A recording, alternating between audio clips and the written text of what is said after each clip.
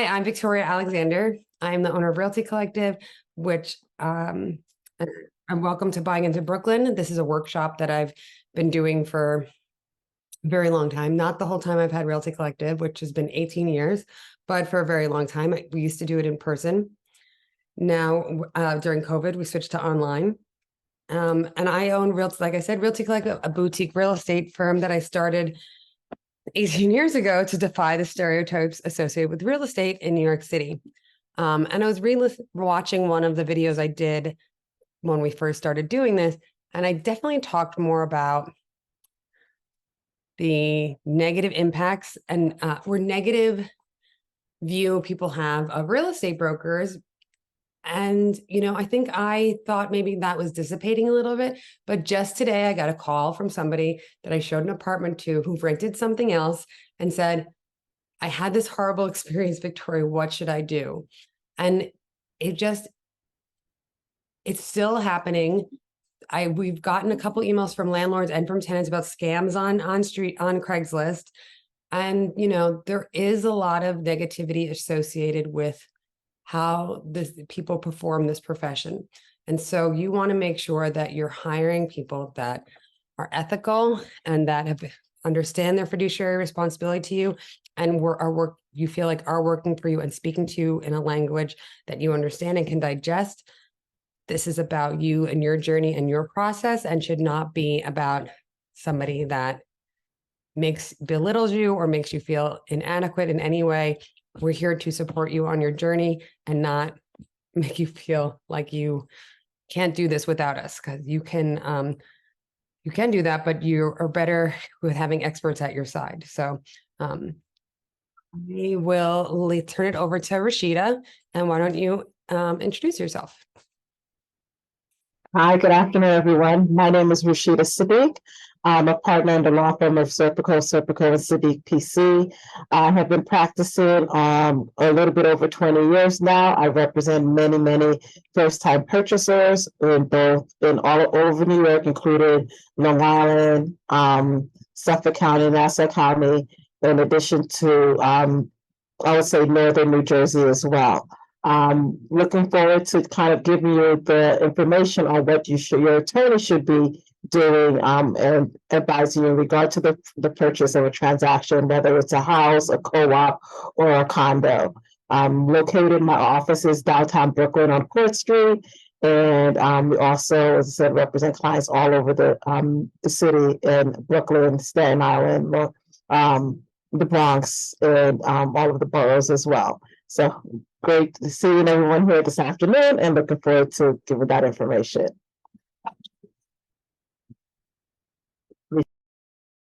Lisa, take it away.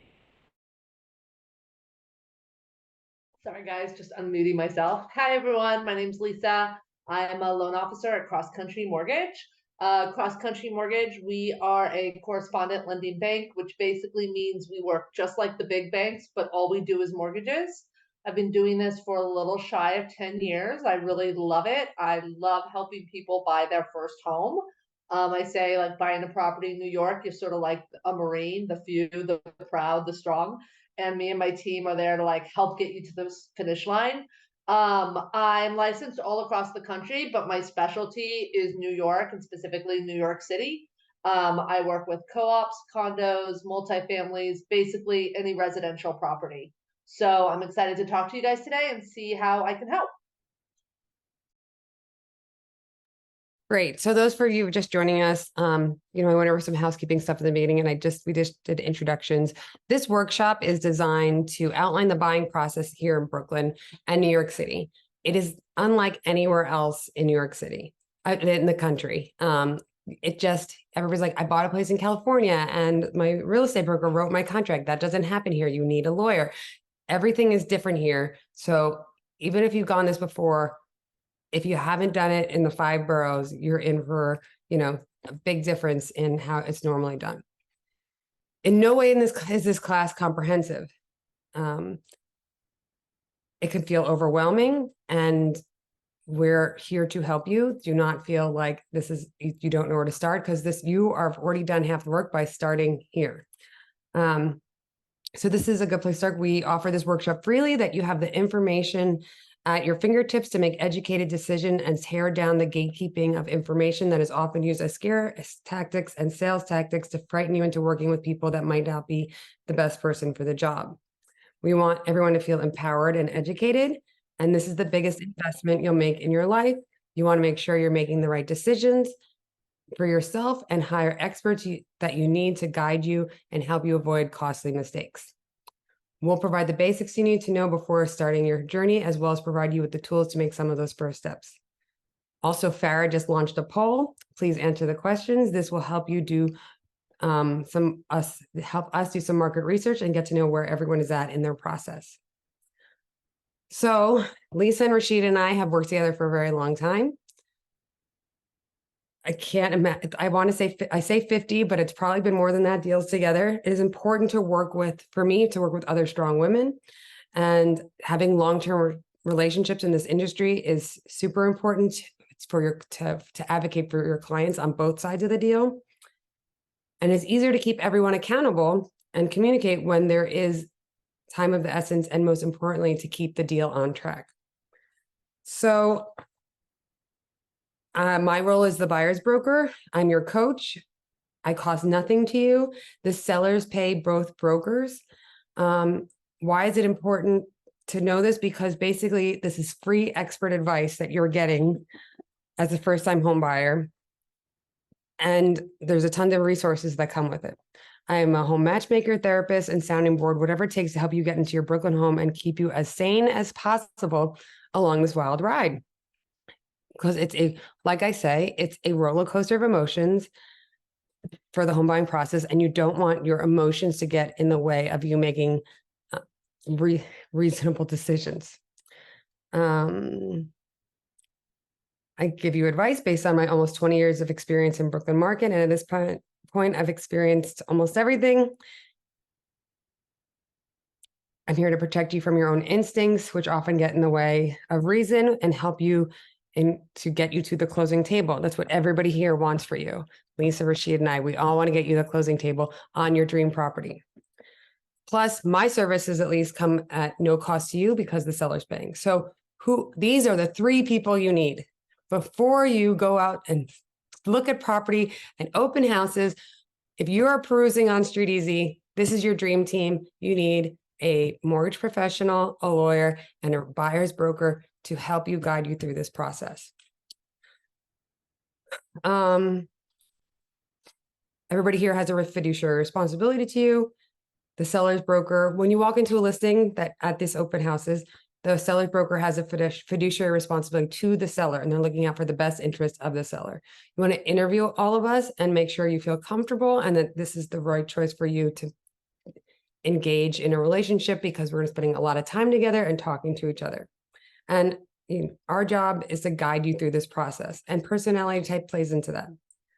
If you can't listen, if you're like, I can't take advice from this person, I'm probably not the right person for you, because you need to be able to take advice, listen, hear the words that we're saying, and then take them into account.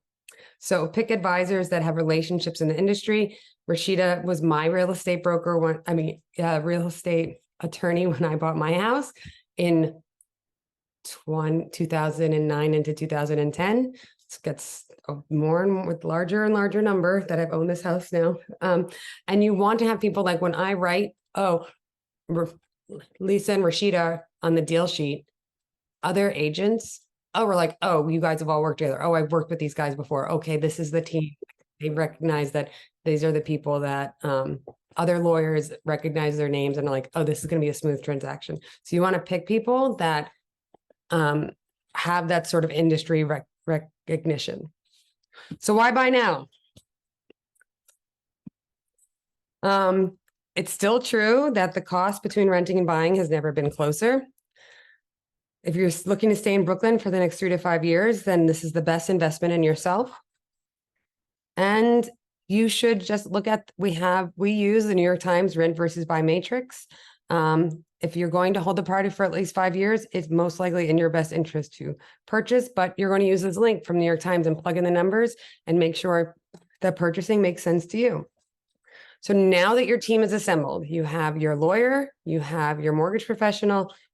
Now that you know what your, you may need other people like your inspector, a contractor, or an architect.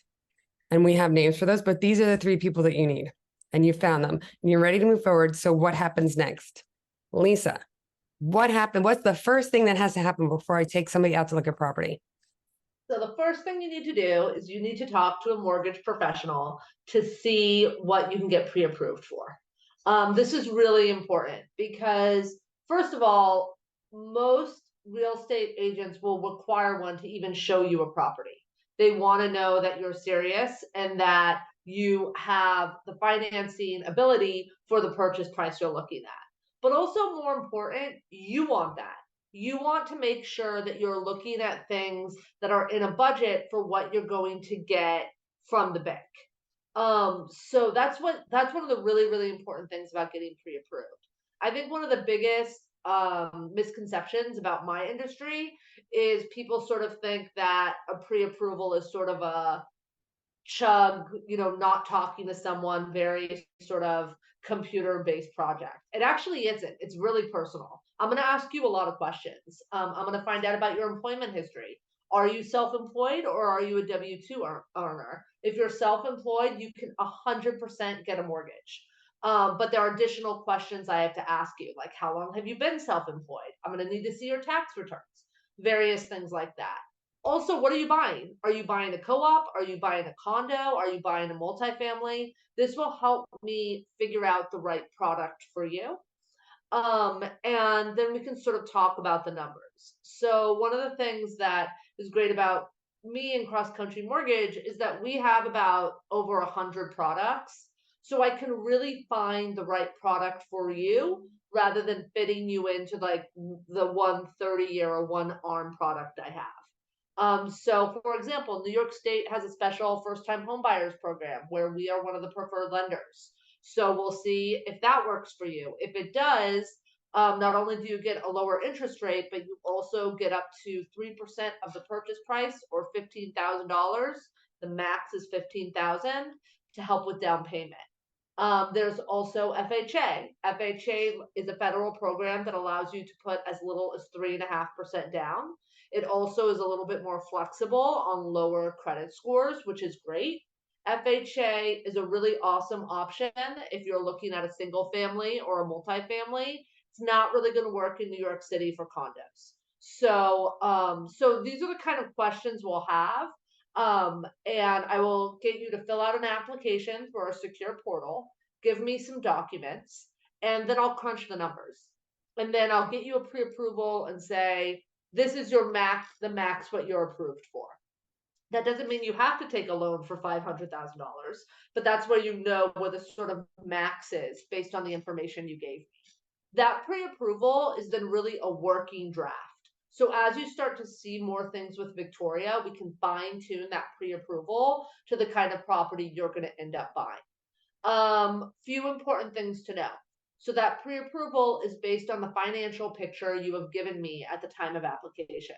So if you change your job, if you get a new car, that doesn't mean you can't do it while you're getting pre-approved. That means that's something that you want to talk to me about before you make that decision, because it might potentially change your pre-approval power. So we want to talk about that.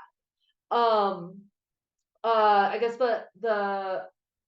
so yeah, then with that pre-approval, you really can go out and look at things. And again, many times I have borrowers that they start out being like, well, I'm looking at maybe a condo, and then they start seeing things with Victoria, and they're like, you know what, Lisa, I think we're actually going to go for a co-op because we can, buy a place that's a little bit more that we like. That's totally fine. I will constantly be in conversation with you guys and with Victoria so that we can sort of keep that pre-approval up to date until you find the right place. Victoria, you're on mute. I think I got the Zoom thing down by now. Do you want to talk about being self-employed at all? Sure. So, like I mentioned, if you're self-employed, you can 100% get a mortgage. The really important thing is for self-employed, The very first thing I'm going to ask for is to see your tax returns, your personal and or business, if applicable, tax returns for the last 2 years. That will basically be a very important factor to figuring out about getting you pre-approved. The general rule is that what your income that is your tax liability on your tax returns is what we can use to help qualify generally.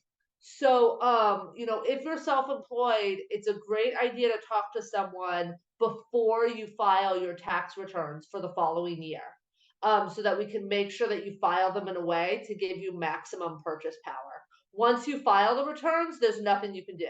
That's sort of the income we have to use. But before that, you should definitely have a conversation with me, and we can have a Zoom with your CPA to talk about what makes sense to sort of maximize your purchase power.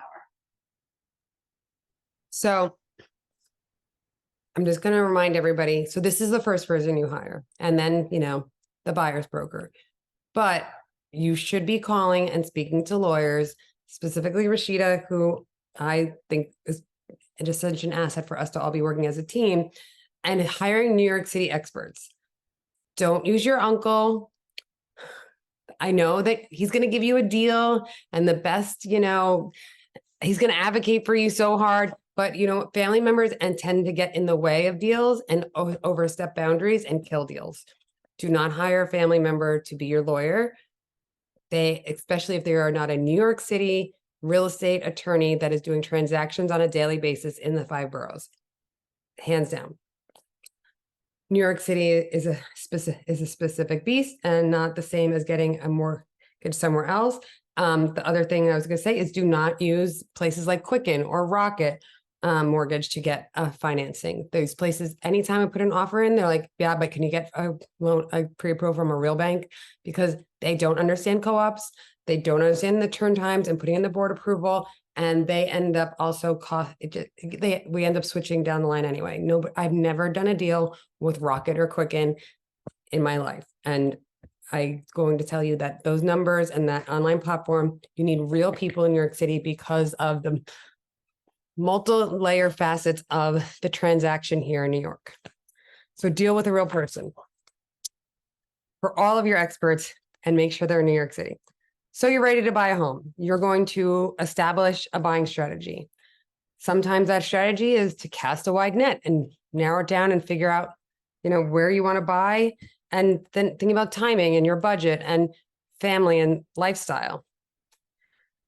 What's your timing like? Is it 1 to 3 months or 5 years? Even if it's 5 years from now, what do you need to start this process? Do you need to create a financial budget? Or you need to save more? Do you need to work on your credit? How long are you going to live there? I always suggest, like I said earlier, 5 years. You want to be holding this property for at least 5 years to recoup and reach your break-even horizon, which is your closing costs on both sides.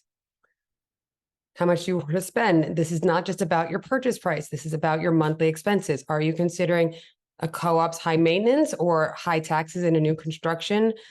You have to be thinking about what the monthly nut is, not just about the down payment and getting approved for the loan. Can you live on the budget of having, a $3,000 or $4,000 or $5,000 a month mortgage payment on top of your taxes or with your taxes and everything, on understanding what that monthly nut is, so that you can calculate it into your expenses, and then not live off rice for the next 5 years. You can live off rice for 1 year. What the phrase is always, you're house rich, but cash poor. So just know that is usually the first year of home ownership. And are you going to start a family here, or do you already have a family? Thinking about school district, does it matter now? A lot of people, before they even have kids, are thinking about school district. And I'm like, you have a long way off. Stop worrying about school district. A lot of things going to change in 5 years. Your kid's not going to be out of school for 5 years. So please figure that out. Don't let that can factor into your decision making. Does your commute matter? Will it matter in the future? Like, are you working from home now, but that you plan on, changing jobs and going back into an office situation? Or are you at an office situation, they're going to let you work from home? Do you want to be by a park or in a brownstone neighborhood? Do you want to walk out your door and have coffee shops and parks and strollers? Or do you want to have fancy restaurants and high-end shopping, like understanding what you want at your doorstep and like what the life you want at your doorstep is an important part of that process. So finding your dream home. Next, yeah, there we go.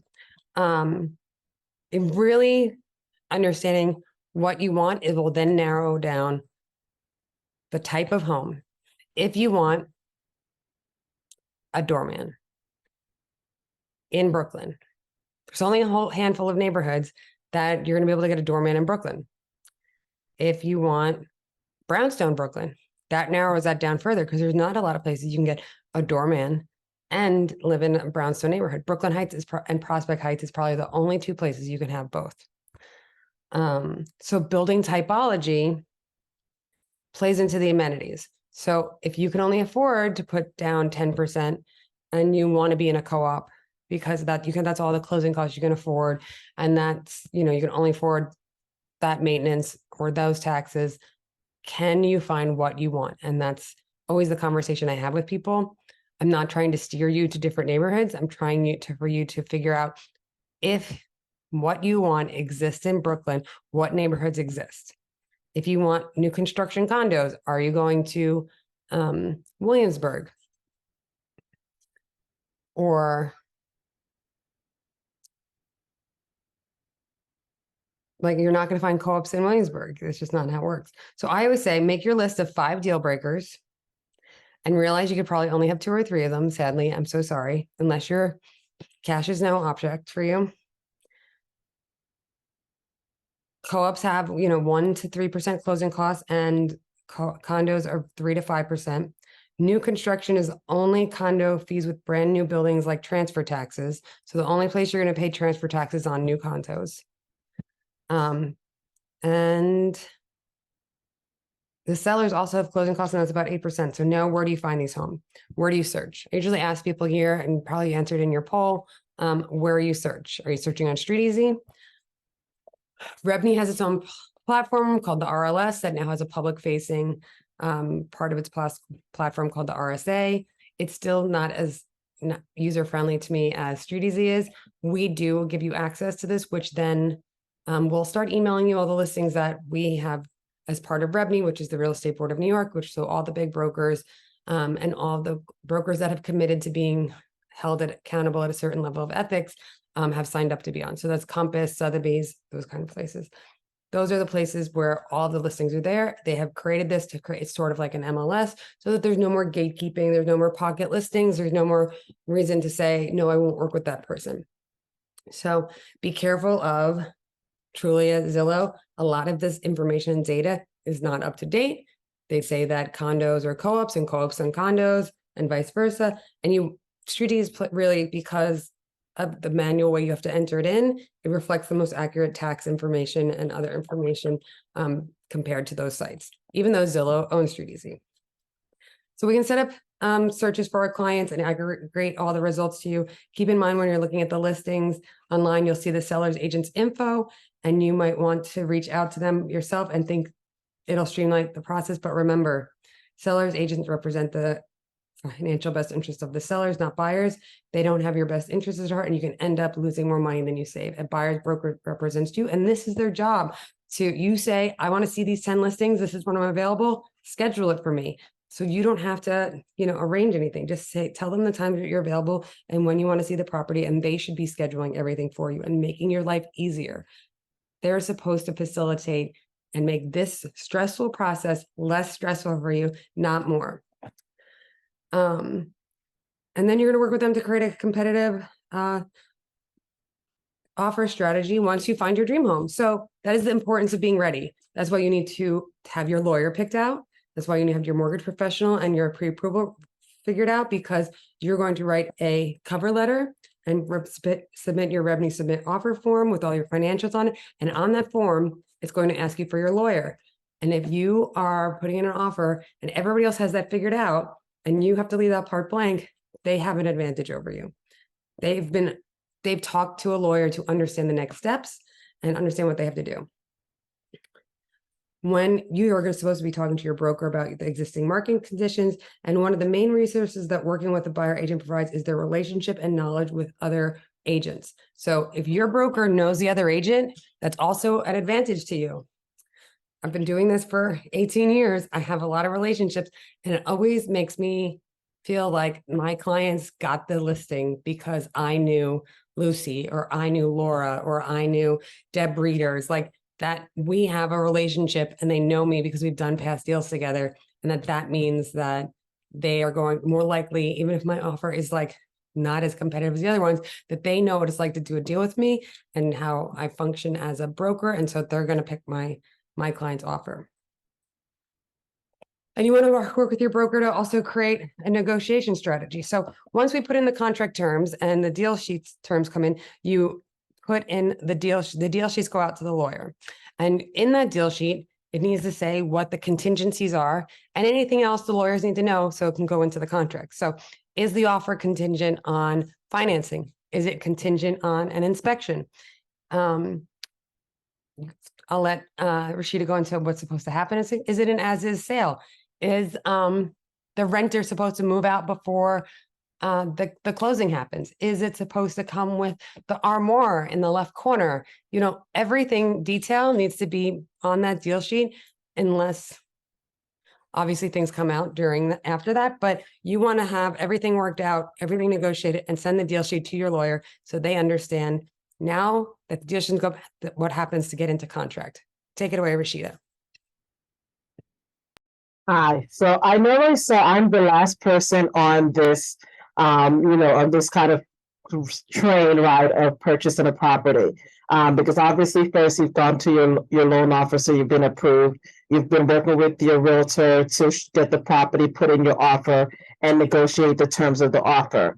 Your attorney comes into place once you found that property and the offer terms are being negotiated.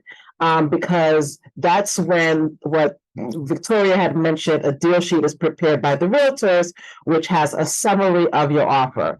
And that has some of the major terms of the contract of sale so that the draft contract can be prepared by the seller's attorney.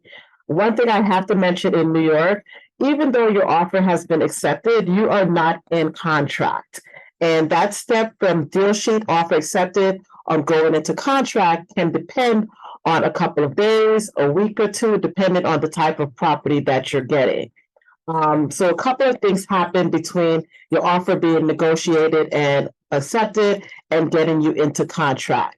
One of the things is you have to do an inspection. In New York, you do your inspection of the property prior to you signing the contract of sale, because in the contract, there's a specific language that says as is, that also states that you've done your inspection or you waived your inspection. As an attorney, whether you're buying a co-op, a condo, or a house, I do recommend that you do an inspection because that provision is so important. There is provisions also in the contract that things have to be in working order, but that as is provision is very important because if there's a window that's not, closing properly, that falls under as is unless you specifically tell the seller that it has to be fixed. If there's no the outlets in the kitchen are not GFCI because it's an old property, you're taking that unless you tell the seller that these are things that have to be repaired or addressed prior to you signing when you get into contract. So getting you that offer accepted is great. But once again, you have to do that inspection.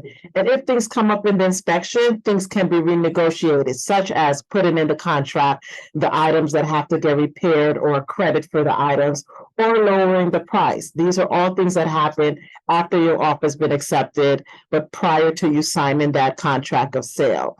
Also, if you're looking at a co-op or a condo, your attorney has to do what we call his due diligence review. Due diligence is review, I kind of say, I've explained to clients, is that you love the property. Great. You see it, you love it. It's a 2-bedroom, 3-bedroom, 1-bedroom, whatever. However, what do you know about the building itself? Because you're buying into a co-op building or you're buying into a condo association. So your attorney has to review the financials, review the offering plan, the board meeting minutes, the application, find out what the pet policy is, find out what their sublet policy is. If there's history of maintenance increases, are they in good financial health? Is there an assessment coming up because there's a big project that has to happen? You don't know this information when you put in your offer. So that's why it's important when your attorney is doing that due diligence for that information to be found out. Your attorney may not get all the information because it depends on the building, it depends on the management company, it depends on the board, but your attorney tries to get as much informed information so that you can make an informed decision when you are about to sign that contract. We've had situations where there's an assessment that the person didn't know about, the buyer, when you put in your offer, and now you've done the due diligence and you know there's going to be an additional assessment for 2 years on top of your maintenance, or there's been a history of maintenance increases of 8% for the last 5 years, something you didn't know that now you have to calculate and take that into consideration when you're budgeting on for the future. And these things happen during that due diligence period. So once again, your offer's been accepted, your terms have been negotiated, you're getting into a contract, but co-ops and condo, the attorney has to do a due diligence review of the building. For a house, there isn't a due diligence review, but once again, it's an inspection. I personally, I like to look up the property to see if there's any violations, if there's any open permits. If you're looking at a house as well, that gives you some type of information so you can, I say it's more of a being preventative. And you have as much information going into contract up front. I think the next slide, if you want to talk about a little bit about the contract terms. Some things that are going into your contract are your contingencies. These are initially your offer, your terms are negotiated, you know you're getting a mortgage. So your contract deal sheet is going to say 30 to 45 days mortgage contingency, the amount of your mortgage, which is the maximum you're getting, whether it's a 90% mortgage or an 80% mortgage. So that will be one of the terms of your contract of sale. Other thing that's in the contract of sale is your closing date. In New York, it's an on or about closing date if you're buying a co-op, a condo, or a house. If you're buying a new construction, it's a little bit different. But on or about means that there's a grace period in there. Your standard transaction is typically about 60 days for closing. If it's a co-op, you're probably looking at 90 days, sometimes longer for closing. So when you are thinking about getting into contract and working with your loan officer regarding the mortgage and your time periods and locking in your rate, you want to make sure that you understand what time periods you're looking at. Because you have that 30 to 45 days to get your mortgage, but you also have to remember things have to happen, such as bank clearance, title has to be pulled on the property to make sure there's no issues with the ownership. If you're buying a co-op, the co-op has to you have to get co-op approval, and then getting you to that closing date of typically, as I said, roughly 60 days for a condo or a house, 90 and plus sometimes for a co-op. So those are other terms that go into your contract of sale. So if you want to switch to the next slide. So so getting you into contract and we talked a little bit about that due diligence and getting you into contract and the terms that go into the contract of sale. So just to kind of go over it again, your major terms are your mortgage contingency, as is clause that you've done your inspection, so you understand the condition of the property, the closing time periods in which you need to close, 60 days typically for a house or a condo, co-op 90 days, sometimes longer depending on the board approval. So those are the things that happen when you're in contract. Your attorney will be working with your loan officer regarding getting information of making sure you get your mortgage commitment and that bank clearance. Once you get into contract, there's kind of like a law with you making sure you get all the information to your loan officer, and the underwriter gets their stuff that they need to get you that commitment within that 30 to 45 day period. And in the background, your attorney is ordering the title report, reviewing it to make sure there's no issues, working with the seller's attorney to clear up any items so that once you get that bank clearance, you can get to your closing date. I know Lisa wants to talk about just what happens on the bank's end as far as due diligence, such as getting the appraisal and also having to approve the co-op or the condo, depending on the type of property as well.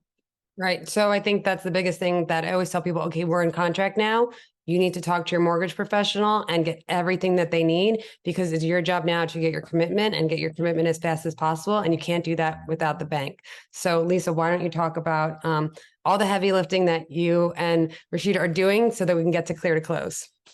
Absolutely. So, you got a accepted offer. Rashida made magic work with the contract negotiations. We have a fully executed contract. So now we have what I call a live deal. So that means now I'm working to get everything ready so that we can get initial disclosures out to you and we can get this into underwriting as soon as possible. Now, none of this will be a surprise to me because we are going to be in conversation throughout the process so that I'm ready to go when we have fully executed contracts. Also, because I got a lot of documents from you up front, now I only need a few more to sort of update the file, depending on when we did the pre-approval. All this will is basically ultimately in your benefit because it's going to help us get this going and get this into underwriting as soon as possible. Like Victoria and Rashida mentioned, once you sign the contract, we're on a time clock in terms of the mortgage commitment. Personally, I think this is one of the places where me and my team really shine. We are just incredibly fast. So our underwriters get us commitment letters in, usually less than a week. Some of the big banks take 3 to 4 weeks. So it really helps speed through the process so that we can get all of this done as soon as possible. This is also when it's so important that you are working with a lender and an attorney that work together. Because when Rashida's doing her due diligence, if she sees something that might be an issue, she's going to call me. She's going to say, "Hey, Lisa, I just looked at this and this is how many sponsor units there are, or this is how many investment units there are. Is that going to be a problem?" And the faster I get that information, the faster I can come up with a solution. If a lot of times if we have to wait for the management company to give me this information, it's like we're already 2 or 3 weeks in the process. So we want to try to avoid that as much as possible. And one of the ways of doing that is working with an attorney that the lender works with a lot so that we're in constant communication. Um, Once we get your commitment letter, there will be some conditions. And basically, your job will be to work on those conditions to get closed.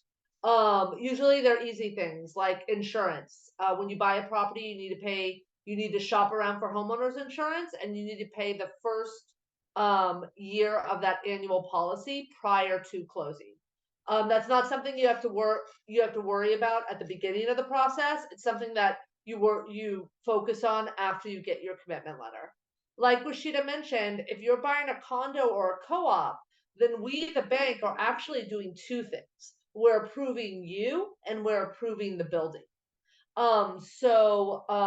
Once we get those things done, then you have your commitment letter and you can work on the board package with Victoria. I want to say a few things just about rate and co-ops that are going on right now. I know Rashida has experienced this as well. In this environment, co-ops are being really picky on a lot of things. They want to see a very clean commitment letter with a lot of, with minimal conditions prior to scheduling your interview. Part of that is because they've been burned of having an interview and approving someone and then the loan go to poop, but it not closing. And boards are saying that's a waste of my time. I want to make sure that we're not having any issues to get this closed. So this is another reason why it's really important to work with a mortgage team that works really quick, because the faster we work on getting you approved and getting that project approved, the faster you're going to get your mortgage commitment letter. Now, in terms of rate, we all know we're knock on wood, nearing the end of an increased rate environment that's been happening for the last year. We've been in inflation. Everyone knows that. We're sort of fighting inflation. One of the ways that the government is trying to fight that is by increasing rates. That's the bad news. The good news is, what I tell all my borrowers is this isn't the rate you're going to have for 30 years. This honestly is probably not even the rate you're going to have for 18 months. As soon as rates go down, we will refinance you. And that's part of the discussion we'll have when we talk about getting you pre-approved, when you have a accepted offer, as to what that's going to look like and what that's going to entail.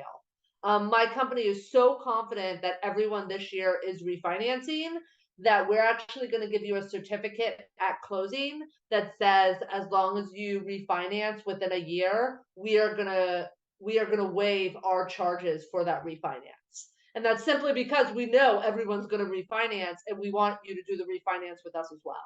So that's the bad news. The good news is, as Victoria knows, you know, a lot of the people that I'm helping this year are people that 2 years ago couldn't get an accepted offer. Rates were so low that everybody in the world was buying apartments. And so they were going way above asking. They were waiving mortgage contingency. They were waiving appraisal contingency. They were doing all these things that a lot of people, particularly first-time home buyers, are not really comfortable doing. So they're actually getting properties now for better prices than the properties they were looking at 2 years ago. And that's sort of how you have to look at it in terms of what's going on. So, you know, again, we do all of our underwriting side. Me and my team, my processor Danielle, who's amazing, will work you through the whole process. You give us what we need. We get you that commitment letter, and then Victoria will take it off with helping you with the board interview. Yeah, so we cannot submit your co-op board application until you have your commitment clear of any contingencies. So you can't, we've got to get your appraisal ordered. That's why it's so important to have your mortgage professional picked out and your lawyer and everything from the get-go, so you know who you're working with. Once the bank gives you the commitment with clear of contingencies, then we can submit your co-op board application. We'll be working with you to make a beautiful co-op board application that we'll submit and prepping you for the interview. Really had a lot of success in this, like, one situation in my whole career where somebody didn't get approved. So I think that, Rashida, did you want to talk a little bit about title search and Aztec agreements, anything like that, or we just go into Yes. the closing section of it? Yeah, definitely. So if you're purchasing a co-op, there's another attorney that comes involved, it's the bank attorney, and your attorney will notify you to expect these items because they have to go in with your co-op application. Basically, it's documents that your bank needs you to sign and needs the co-op to sign to, recognize each other as being part of the process, and they're called Aztec agreements. You don't have to remember the terms now. You will, if you purchase a co-op, this will be something that your attorney and your agent will notify you about. But this happens when you're in contract. That's given to you by the bank attorney. They have to get signed. Your attorney is ordering the title search and a lien search on the property, depending on the type of property. And that's to make sure that there's no judgments, no liens, there's no violations on the property. And that typically takes about, if it's a co-op, 24 to 48 hours for a lien search. If it's a condo or a house, a week to 2 weeks for the title search. That happens behind the scenes. That your attorney will review it, be in touch with the seller's attorney to clear up any items. Once you have both your bank clearance to close and the title clearance to close, if you're looking at a condo or a house, then the next step is scheduling the closing. For a co-op, it's your bank clearance to close, lien search clearance, and also your co-op approval, then scheduling the closing. Typically, after those things are set up, your closing is scheduled by your attorney. Your attorney will work with the various parties. I call it the Juggling Act. It can take anywhere from 5 business days to a week or two, depending on the type of property. If it's co-op, especially, for you to have your closing date once you are clear to close on all of those aspects. So even though you got approved by the board, you're not going to close the next day because there's things that have to happen in order for you to get to that closing table. Documents have to be signed by the co-op board. The agreements, the recognition agreements, they have to make sure that's part of the documents that are turned over to the attorney for the co-op in time. If it's a condo, the condo has to issue what we call a waiver of the right of first refusal, common charge letter, and certain other documents. So those take time to prepare once you have your bank clearance, your title clearance, and your lien search and board approval. So you're typically looking at a roughly, I'd say, 1 to 2 weeks to schedule your closing after that has happened. Okay, and then once you get the clear to close from the bank and the lawyer and everybody has done the juggling act of scheduling everybody to come to the table, we will schedule the closing, and then the day before or 2 days before, we do something called the final walkthrough. The final walkthrough is making sure that while the apartment was sitting empty, or while the tenants were still living there, or the sellers were moving out, that they didn't do anything to damage the apartment. There's been no leaks. They should have left the utilities on so we can check to make sure that the gas on the stove works and the lights still turn on, because we can't check anything if they've done that. Can't check all the outlets. You want to make sure that you're getting the apartment or the house with all the conditions that were represented to you. And that means if they were supposed to repair the window, if they were supposed to fix something on the front door, if the dishwasher didn't work at the time of our inspection, that is working now, if they promised it would be working, all of that stuff we make sure has happened, and we communicate if it has or hasn't happened to the lawyers, so that we can, because all of those things are fixable and we can find solutions for them, but we just need to notify everybody and then work out what it would be reasonable for all of us to agree to. So then 2 days later or the next day, you get to go to the closing table and use your little wrist. Now we're back to the table. You're using your little hand and all your pen, and you're signing everything. You're signing it all away, and your wrist is going to hurt. And usually it takes an hour, but if you have a crazy deal, I've sat in Rashida's office for several hours while we waited for the bank attorney that forgot something, or somebody that, run around, or something that happened last minute that, all because all the best laid plans, sometimes some things go wrong. But by the end of the day, you should be closed. I don't think people and it's adjourned at the table. I've adjourned before we even got to the table. I don't remember now. It's been so long. I've been doing this way too long. But then you get your keys and you get your copies of all your documents that are allowed to give you there. But then you'll get sent a beautiful package by Rashida that I have also for the property and all the details mailed to you after the closing. And then one important thing that we all want to communicate is do not schedule your move on the day of the closing. Whatever you do, it is the day after. And even then, we think you need some buffer time, and change your address after the closing. I give you a list of everything, but whatever you do not schedule your move on the day of the closing. It is so stressful, and just, you need some buffer time for you and the movers. So then that's it. The property is now yours and all of your responsibility, and you have gotten out of the rental rat race of New York City and are into the woes of being a homeowner in New York City. And congratulations, because now you are building equity for yourself.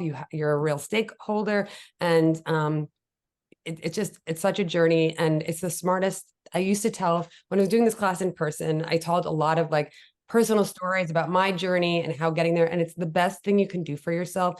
If I had to rent my house today, I would be paying double what my mortgage is. I've been here 13 years. I'm just in an incredible, thank God, my real estate broker, Tina, who works with me, convinced me to do it. We can go into more of these details while we're, talking personally. And that's what I'm just going to say, reach out to us. Even if you're not ready to do it this week or the next year, let's build those relationships. Let's educate you. Let's get you there, because this is a goal of yours that you want to fulfill. So thanks everybody for their time. Anybody want to say anything else before I do the final conclusion about the things they'll get? Did I miss anything, Lisa Rashida? Okay, great. So after this presentation, you will get resources from us. If you decide to work with me, you get access to Basecamp, which is our project management tool that has a library of resources. You'll get access to the backend database, of which only brokers have access to that are part of REBNY. You'll get a copy of this video. You can share it. You'll get a link to Spotify. You can listen to it again in case we missed anything or you missed anything that you want to re-listen to. And you'll get a copy of our home buying handbook. So that's the end of the presentation. If there are any questions, I didn't see any in the chat.